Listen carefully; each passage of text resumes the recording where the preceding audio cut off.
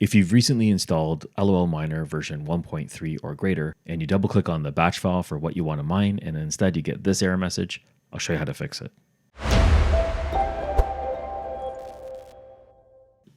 So like many users, if you've extracted everything and you are trying to run your miner, you go into your mining folder, double click on it, and then you've downloaded and extracted everything for lolMiner, and you've configured the batch file the way it's supposed to be, but when you double click on it and run it, you're getting this error message. So if you're getting this error message, there's a few things that you're going to want to do. This video is designed for users using version 1.3 or greater.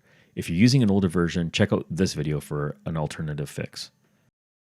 The first thing you want to do is make sure that the executable file is actually there, because right now it's not able to find it. Step number one is to confirm that the lolMiner.exe file is actually in the folder. If it's been removed, it might have been removed by security software on your computer, so you want to double check your security settings. The next thing that you want to do is make sure that this mining folder that you have has been added to the Windows exclusion list. Now, the best way to do that is to click on your Start menu and go into your Virus and Threat Protection. Virus and Threat Protection, scroll down to Virus and Threat Protection Settings, click on Manage Settings, and then we're going to go down a little bit further here, and we have this exclusion section. So you can add or remove an exclusion.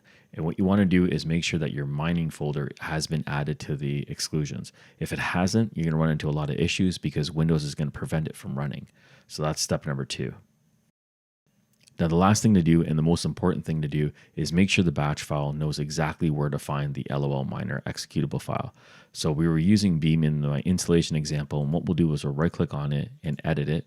The batch file has been set up differently than older versions. So if you're looking at versions 1.29 and below, you can check out this video and I'll walk you through the steps to do the same correction.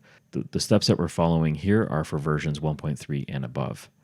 We're going to scroll down a bit here and go to the in folder section. Now, typically you're not supposed to edit anything in here, but if it's not able to find the lolMiner executable, then what we have to do is give it the full path. So we're just going to remove this CD.